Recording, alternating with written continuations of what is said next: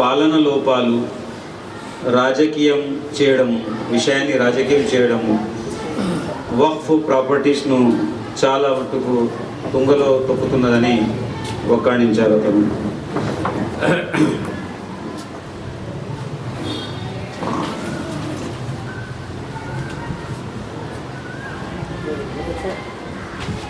There is a assessment report according to which it is for Waqf management system. Total, according to which total Waqf institutions in AP are 35,703, out of which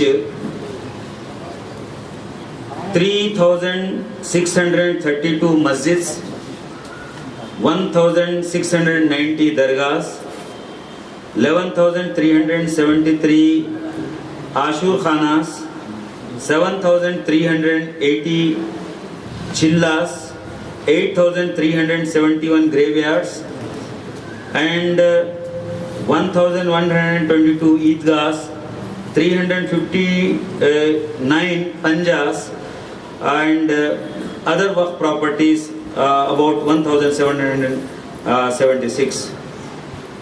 The total land under the waqf of all this is 1,45,511 acres, the total land.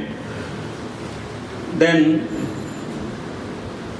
out of which about 70%, above 75% is being encroached. The encroachers are no other than the state as well as individuals and institutions. Now, अब मैं अथर मोइन साहब को चंद लम्हात के लिए वो आए यहाँ पर. हमारा तरीक़ेकार यही है कि हर स्पीकर के बाद वैसे तो इंटरेक्शन भी होता है, ऑडियंस में अगर कुछ कहते हैं उनसे मुताल्लिक़ तो उसका भी जवाब दिया जाता है. मैं इस असना में अथर मोइन साहब जो बहुत ही जाने माने रिपोर्टर हैं, इस सिलसिले की बहुत ही सनसनीखेज़ जो है और बहुत इम्पोर्टेंट इंफॉर्मेशन क्या कहते हैं पहाड़ों से कहाँ से बस निकाल के लाते हैं, अवाम के दरमियान हक़ाइक़ को लाते हैं. अथर मोइन साहब जो सियासत के लिए काम करते हैं, आइए. अस्सलाम वालेकुम. यहाँ अगर हम देखें तो सबसे बड़े लैंड ग्राबर्स हुकूमतें हैं. इंडिविजुअल्स है सो 1 एकड़ 2 एकड़ या गज़ों में है सो कब्ज़े करती हैं, लेकिन हुकूमतें 100 एकड़ 150 एकड़ 1000 एकड़ तक कब्जे करती हैं. इसके लिए सबसे ज़्यादा उनके लिए सहल रेवेन्यू रिकॉर्ड से होता यह है कि वक्फ बोर्ड के पास उसका अपना रिकॉर्ड होता है, लेकिन रेवेन्यू के पास रिकॉर्ड में तरमीम की गई 1953 के बाद से.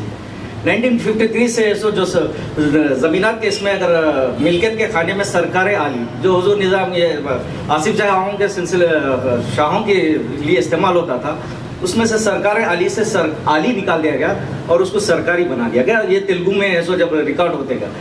इस तरह जब तक हम औकाफ़ी जायदादों का तहफ़्फ़ुज़ नहीं कर सकते तब तक औकाफ़ी रिकॉर्ड से रेवेन्यू रिकॉर्ड को सिंक्रोनाइज ना किया जाए तभी ये मुमकिन होगा. और उस वक्त हम ऐसो जेनेरिक रिकॉर्ड को ऐसो बुनियाद माना जाए, जो सबसे ज़्यादा कदीम रिकॉर्ड होगा उसको ऐसो असल मानते हुए हम उसकी नौयत है, चाहे वो सरकारी हो या औकाफ़ी हो. एक और बात ये होती है कि हर एक गलत फहमी सबको ये पैदा की गई है कि प्रम्बोक लैंड के माने सबको ये बताया गया कि ये सरकारी होती है, लेकिन हकीकतन ये प्रम्बोक लैंड के माने हैं मफाद आमा के लिए इस्तेमाल होने वाली प्रॉपर्टी, चाहे वो खानगी हो, चाहे वो औकाफ़ी हो या सरकारी.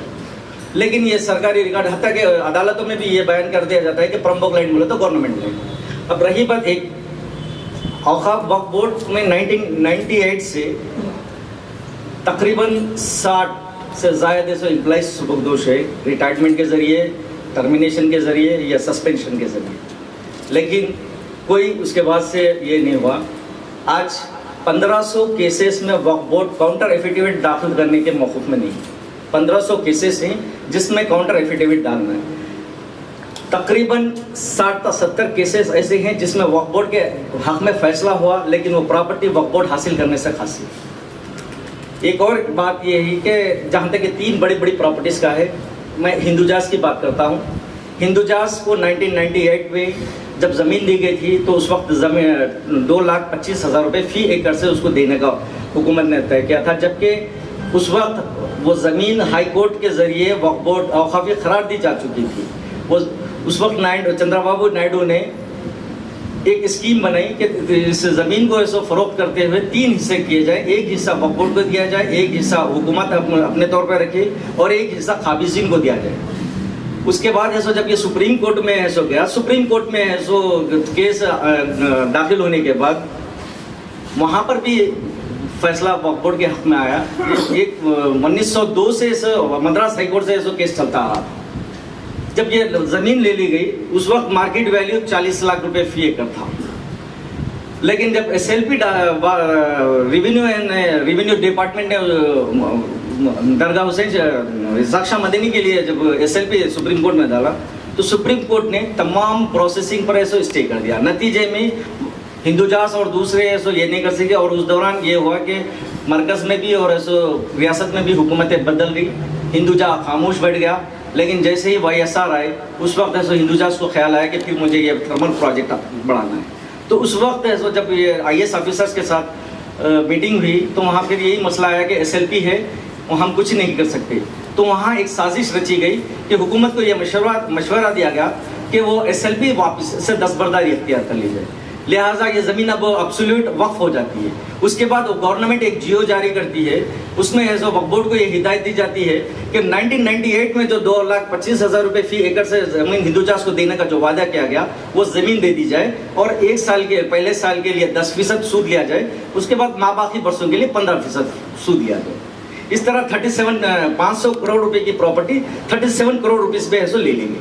लेकिन अब हिंदुजास फिर YSR का इंतकाल हुआ, हिंदुजास का फिर ऐसा मंशा बदलता है कि थर्मल प्रोजेक्ट ने मैं कुछ और प्रोजेक्ट डालता हूँ, तो वक्फ बोर्ड को वो एक पिटीशन पेश करता है कि मुझे वो ज़मीन नहीं, दरिया के इस पार की ज़मीन चाहिए।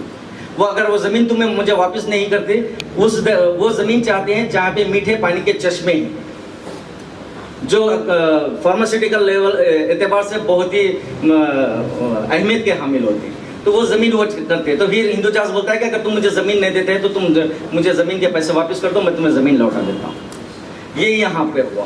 अब दूसरा ये हुआ कि दरगाह बाबा शरफुद्दीन 2300 एकड़ ज़मीन औकाफ़ी है, जिसमें से 1050 एकड़ ज़मीन एयरपोर्ट के लिए चली जाती है।